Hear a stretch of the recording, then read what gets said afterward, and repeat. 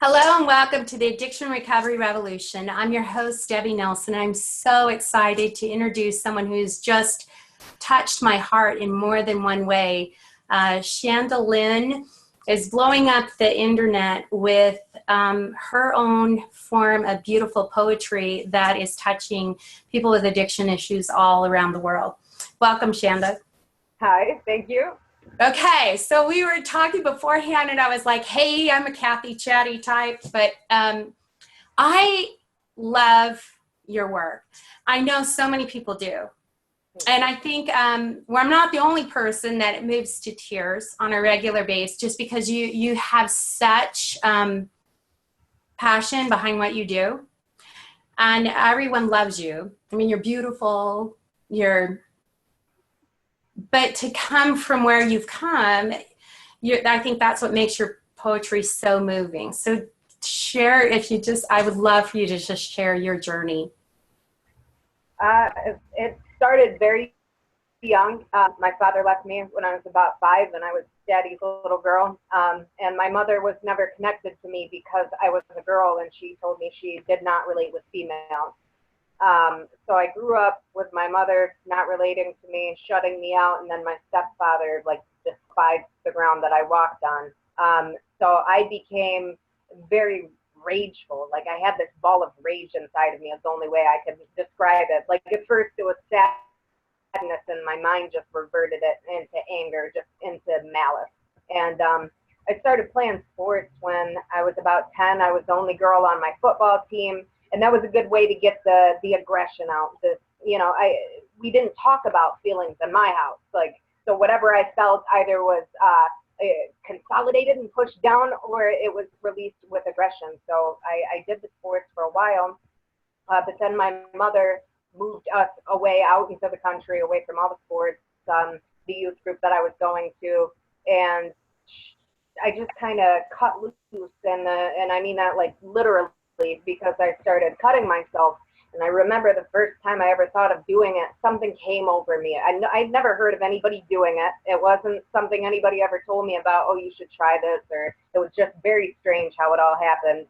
And the first time I did that, I felt that release, like that ball of rage inside of me was just relieved, and I had control over it. I had control of the way that whatever I could do to my body, that was, the bubble that I took over. Everything else was uncontrollable in my life, the way my parents treated me, what I was going through with my father. So this was a way of managing my own life, of feeling like I could dictate something, about myself. And then I was about 16, and my brother had started into some drugs. He was drinking and smoking marijuana, and I was very goody two-shoes. Like, I was an honor roll student. I, like I said, played sports. I was just a church-going good girl, and that's not what I did. And then one day he came up to me and he said, Chanda, you're being a bitch. You probably can't swear. Smoke this. And so I smoked it, and it was marijuana, and I felt that release again, like that thing that gave me peace. And I knew that it's instantly what I always want. So cutting myself and smoking the marijuana.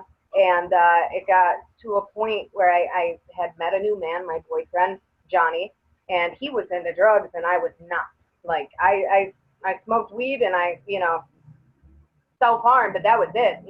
In my eyes, it was a plant. Like, I'm not doing drugs. But he was living in a trap house, and by that time my mother had left when I was 16. She got off of all her prescription painkillers I never knew she was on and abusing. She was on fentanyl and she was on Vicodin. My whole family was this was a door that was open to me I never knew about. And so she got cut off her meds and just kind of cut free and loose, and decided she wanted to move off with a new boyfriend 2 weeks later, and that was down in Pennsylvania, so I stayed in New York. And my grandparents were trying to raise me, get me through high school. So was my ex-stepdad. I moved from house to house. So all of my stability was gone.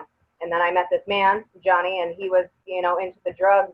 And like I said, I wasn't. Well, I told him the one day, I have a feeling you're going to overdose. And I can go into it. I had a vision and a premonition. I was very strange back in the day, but it truly happened. and he did overdose. And he had died, and they revived him, and his whole family blamed his overdose on me. And for some reason, it just made me even more rageful. Like I was the person advocating for him not to die, not to overdose, and that's when I just let go, and I got my tonsils out. My brother drank all my codeine cough syrup, and my mom had come up and she just handed me a bunch of Vicodin, and that was it. That was totally it. And the first time I took them, I remember I had the worst headache ever. My nose itched and I felt horrible, but I felt amazing at the same time. And I just couldn't stop taking them. And at that time, not only did my mom take them, my aunt was full-blown addicted. She took about 50 a day. My grandma was on Percocet and Oxycontin and morphine. So like I said, the door had been open. I also found out my grandpa was on all the Vicodin, so I had everybody around me. And I'm not sure that my grandma realized she was my biggest enabler. I'm not sure that she realized what addiction was, because she was drug dependent, not drug addicted. You know, she was physically addicted, but not here. So she fed into that for a while, and I stuck with that. And then I was 18. Yeah, I was 18. No, I was 19. So I had done this for about, 3.5 years, and I met this amazing Christian man when I moved down to PA with my mom. We were drinking heavy and stuff. I left the boyfriend that I was with, Johnny, and just fell in love with him. He was the best thing that ever happened to me. Stopped doing all drugs with him, stopped drinking, because by that time I was drinking, I don't know, whatever, how much liquor is that? A liter, half a liter, I don't know, every single night. That's where I was at. I don't know the ratios. And he just showed me a better way. But unfortunately, we had been planning for a baby, and we wanted to get married, and I didn't know that he was a narcissist and a sociopath. And so I ended up getting pregnant. He had left me the next day, told me that he hopes the baby would die. It would be a weight off his back. Now he actually calls our son his bastard child. This is serious too. And it just, I don't know, did something to me. Like, seriously, that I'd never hated anything more in my life, never felt this feeling that I felt. And I was about 4 months pregnant, and just the hate manifested inside of me. Like, I do not know how to describe it besides that. And I started bleeding everywhere, and they went to the hospital. They told me I was having a miscarriage, and they threw me so many Vicodin. They gave me like way too many, and I knew they were doing it for me emotionally. Like, that's what they had thought in their mind when they were giving them to me. Like, here, go home. You're going to bleed out in 3 days, and, take these and you'll be better. Well, they didn't know that I had a problem with that, and I didn't think I still had a problem with it. I was above all that. That's what I thought about it, because I had no idea about addiction even at that point. And I started taking them and moved back up to New York, moved into my grandmother's house. I got prescribed Vicodin when I was 6 months pregnant. This was very unfortunate. I hate this part of my story. My son was born in withdrawals. Every night when I was pregnant, I would hold my pregnant belly and cry over him, and I would say, God, please protect him, because it's not him doing this, it's me.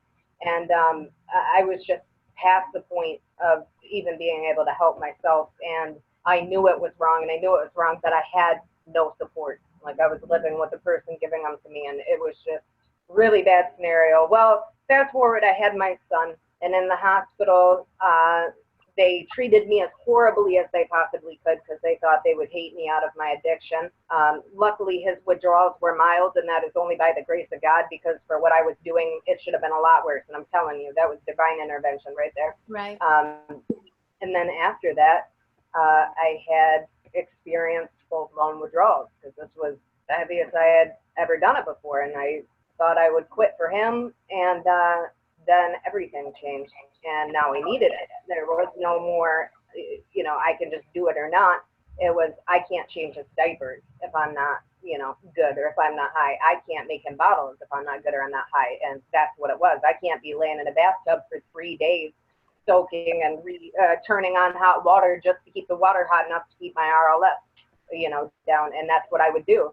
And it was a really bad scenario. And we moved to Buffalo. by this time, Johnny and I had gotten back together. He actually raises my son as his own, the first boyfriend. If you can even believe that, he's just very loving, and he had gotten clean after he overdosed. But I don't know. I didn't feel love for my son like I should have. I never had that overwhelming moment of joy when they first handed him to me, and that's something I'll never get back. Never get back, and I'll never get to atone for that the way that I want to. And I did not realize what I was doing because I was so far gone into it. Like, what kind of horrible monster doesn't feel love for her own child when they're born? But that's who I was. That's the extent of where I was at. I tried heroin for the first time on Mother's Day. Of all days, it was my first Mother's Day ever, and the guy comes up to me and said, "Do you want to try the ultimate opiate?" Well, I had run out of my painkillers. By that time, they had cut me off, so my obvious answer was absolutely yes. And I had kept into it for a while, and I then started taking Suboxone, which actually got me higher than probably anything else I had ever tried. Can you stop, please? I'm very sorry. And like most people take Suboxone to get off of everything, right? Yeah, that didn't work out for me. It actually it lasted a lot longer. It was incredible. But I'm going to fast forward because I want to talk about what I do now, but I want to talk about the end of what happened. So it came to, I think it was about September or October of 2014. My son was a good, I don't know, 8 or 9 months old. And every time I had tried to pray while I was in active addiction, I could not get through an entire prayer because the voice of a demon or the voice of addiction, we separate it, whatever you want to call it, would tell me, if God does take all the drugs away, where are you going to be left? You know, there's no chance of recovery for you. We are one and the same. You know, you're this. I just believed a lot of horrible things about myself, and I could not imagine recovery in my life. So for once, I got through the prayer, and I challenged God, and I was like, there's no way this is going to happen. So it was kind of a joke to me when I did it. It's like, God, if you're real, take everybody out of my life that gives me drugs. And I just laughed about it and went about my way.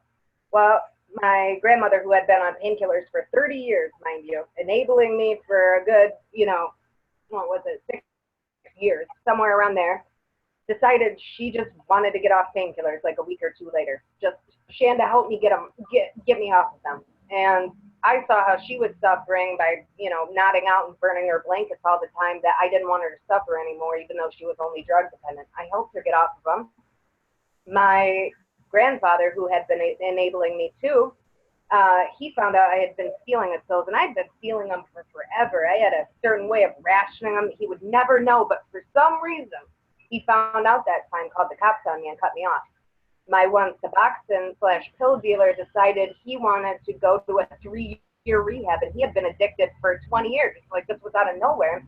And then my other heroin dealer got arrested and went to jail, and everybody was gone, like, just out of nowhere. This really happened, so it's not on me. This is not because of me. This is because something bigger happened. And I had the choice, and I couldn't go to detox. I couldn't go to rehab. I had my son. Nobody was going to keep him. And just on a whim, I asked my cousin, will you keep him for a week so I can go to my mom's house and detox? And, everybody else had said no up to this point. She said, yes, surely, I would love to. I went to my mom's house, day 3 of detox, and I woke up. And I'll never be able to go back to sleep again. And I realized everything I had done to my son, this overwhelming love that I should have felt when he was born, came to me. And I stuck with recovery, and it was in February or March of 2015 that I received the gift of the Holy Spirit. And I didn't believe it was something that existed. And I skipped the part where I had overdosed, but I had witnessed hell when I overdosed. I'm not just making this stuff up. Like, it really happened. And I like, this power or this fire has been bestowed inside of me. Like, I need to tell people about this. My brother is an active heroin addict. There's got to be something done, and there's this voice that's been given to me that I have to share with the world, and it only happened after that, after I had received that, and that's who you see sitting before you telling you the story right now. So I hope that wasn't too long-winded. No, I realize that there's no coincidences why people come into your life or why I really wanted to interview you. I myself believe that, like you said, whatever a person believes, doing energy healing, I've sat before different people who have different gifts, and someone had come in. I was working in a little antique shop, and I'm in recovery, and I'm feeling great, and the guy walks in, and he started talking and saying things to me that I was kind of blown away. And he said, you have a dark entity that's attached to you. Really? And I said, well, no, I don't. And he says, the only way that you get that dark entity, he says, that's the entity of addiction. And that gets passed down from generation to generation. I myself believe that continues to grow with momentum with each generation that does not break that chain. Generational curse. Generational. And honestly, it does grow. And that's why the moment that someone uses or drinks, it will lighten that up. But It's interesting that you say that, because I believe 100% that your story was divine intervention. Because and he turned to me and he says, the only way that you will ever get that off is not someone else. It's by you asking to have that removed. And because I remember at that time thinking, this is crazy. I've done recovery. What do you mean? I'm in recovery. I know what this shit is, And realizing that that's the power, I think, of the work of what people talk about in 12-step. It's because when we ask for that to be brought in, that literally, that's where the healing begins. And some people can have that profound enlightenment that happens. And I always tell everyone, I said, be careful for what you ask for in your prayers, because it will happen. It's just whether or not you are awake enough to see it. Yep. Because when we're in the depths of our addiction and the bottom of bottom, those are the times when truly there's some answers that you can't deny it. That's why I'm here today. That's why you're here today. Because I finally got to that point where I was like, I don't know what to do. And I'm supposed to do something, But your story is beautiful. And I totally understand now why your poetry, anyone who's watching this, I'm sure they know your poetry, but anyone who hasn't heard your poetry, it is so energy filled and so passionate. You can't help but be riveted to completely everything that you're saying, because you feel it. You feel it. I mean, you're sitting watching it, but you feel it. It's not just the words, it's the energy of the person who's written it, because you feel it. And you're beautiful in more than one way. It's just, and now I realize, because afterwards I'm like, I'm always like, there's something about her. I love her poetry. I mean, I love your poetry, but hearing the story that inspired that awakening, and also now kind of like the fire of what you feel like now to try to help other people. And you're doing it in a lot of different ways. I mean, you're an incredible activist within the community. You're a mom. Yes. Yes, I am. Yeah. It gets hard. So. We were joking about that, because the people behind the screens that are logging on and part of Facebook groups or online, oftentimes it has nothing to do financially. It has to do with you feel so compelled that you have to get the word out there that people can and do recover, and be an example to that. Like, this is what I've done, and this is, I always tell everyone, like, hey, if it doesn't resonate with you, something will. Don't give up. I think you can detect the people who are in it for the wrong reasons, because they won't be passionate. Or I detect things all the time, but obviously I've made it very clear when I make $350 a month that I take home. So it doesn't pay the bills, and that's not why I do this. I do it from the moment I wake up to the moment till I go to bed. And I do it because there is a purpose for it, and I do it because that's what I'm called to do. When I am not doing it, I feel out of place. I feel like there's something wrong in my life, like I'm not doing what I'm supposed to be doing, and I know that there are big things to come from this, not from me, but me as a vessel. And I just allow myself to be used, and do it. Just I put it out there. I put like the worst thing about my life for other people to hear, and it doesn't scare me. It doesn't bother me. Telling you the part of my story today, that part makes me uncomfortable. I don't like telling that part, but I'm not afraid to tell it.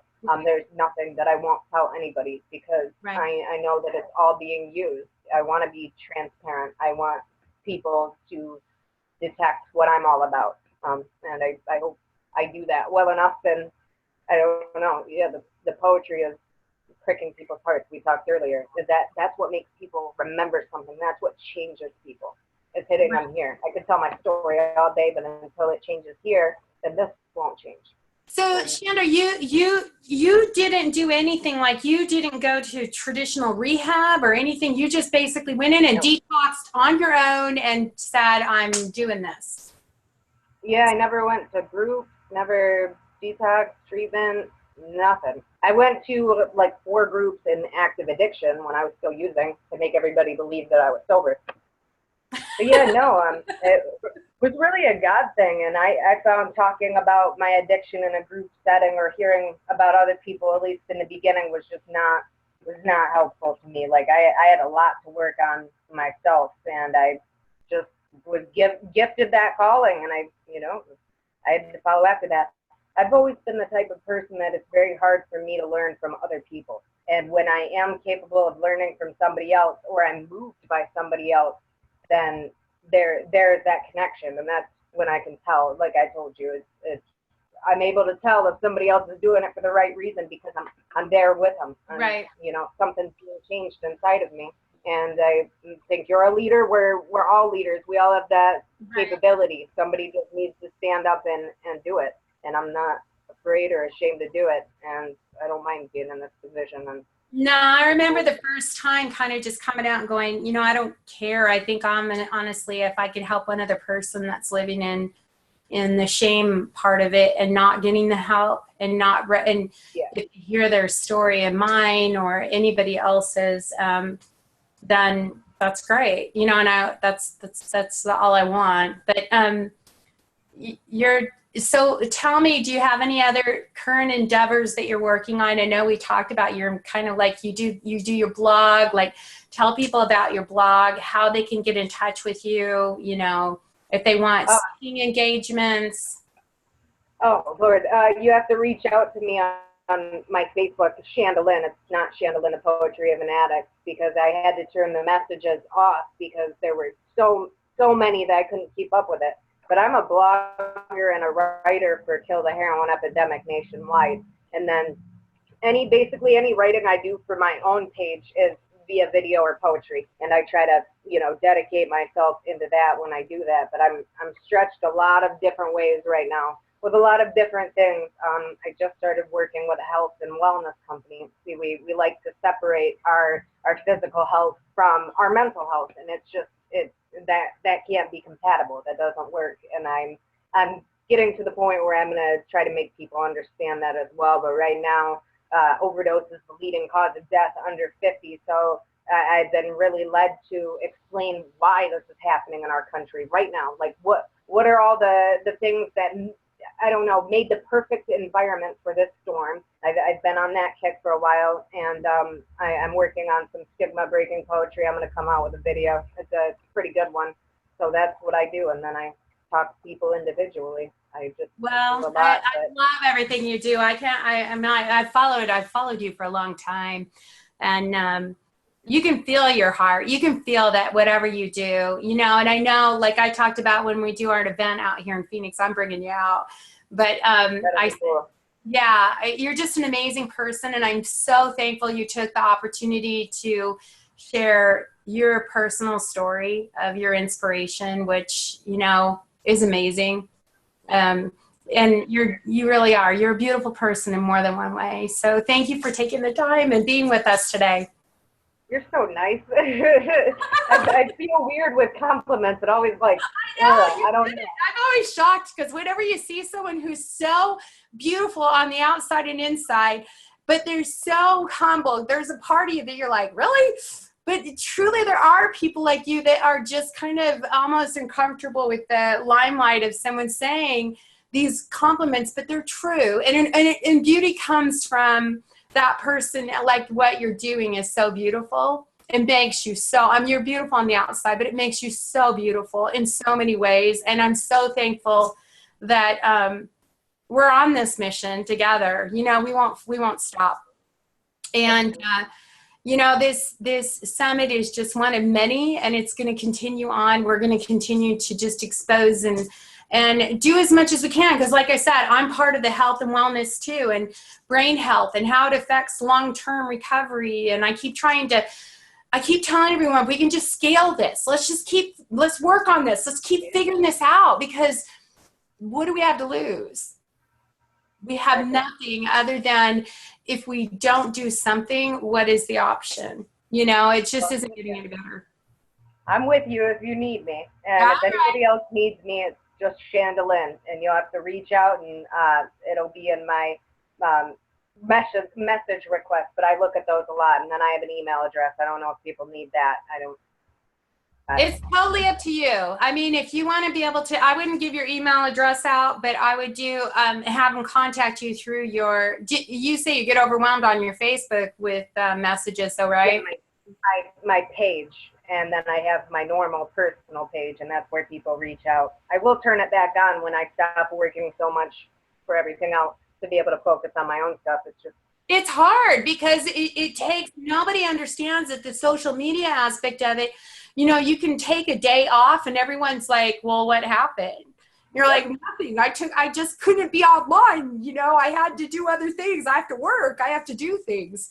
Oh, I get people saying, did you relapse? Like, I was gone like 8 hours. What are you even talking about? So, or did you die? No. No, I didn't die. There's times you have to step away from the screen to have a life. Yeah. Yeah, oh, definitely. You do. You have to step away and just kind of, thank you so much. You're beautiful. You're wonderful. Keep us updated. We'll put any links of your work on this interview so people can tap onto, you know, your blogs that you do and all the different things that you're involved in, just because I know there's so many people that are like looking for, and inspiration is such a big part of keeping people sober and clean and all of the things, because everyone's like, you know, and hearing your story, it's like, that's pretty amazing. And you literally went to your mom's house and detoxed. That's pretty intense. I mean, you think of how many people, you know, I remember going to a meeting one time because I went to a rehab and someone was sitting there and they were shaking uncontrollably. And afterwards, I remember thinking, God, what an ungrateful bitch I've been, you know, because you realize there's a lot of people, like I have the luxury, I was able to go. Yeah. And some people can't. And that's all they have. And I mean, I remember looking and thinking for the first time, that was the reality that, you know, a lot of people, whatever method in which people do it, it doesn't matter. It can be done. You're an example. It can be done. It doesn't matter if you go to a rehab facility, you don't go to a rehab facility, you can do it. I think there's better chances that you'll make it if you probably do. But I was, you know, like I said, it was a God thing. It was my time. And I'm amazed looking back, like how did I even, you know what I mean? Like, because I wonder now, I'm a little sippy. I wouldn't be able to do withdrawals again. I'm like, nope, no way. I've had 2.5 years without them, and sometimes when I get the flu or something, I feel like I'm in withdrawals. Like, I don't know if people get that way. Your joints ache, and I'm like, I'm such a baby about it. Such a baby about it. So. Well, I'm thankful you took time. You're so great. All right, we'll talk to you soon, and we'll link everything that you have to do. Thank you. Awesome. Thank you.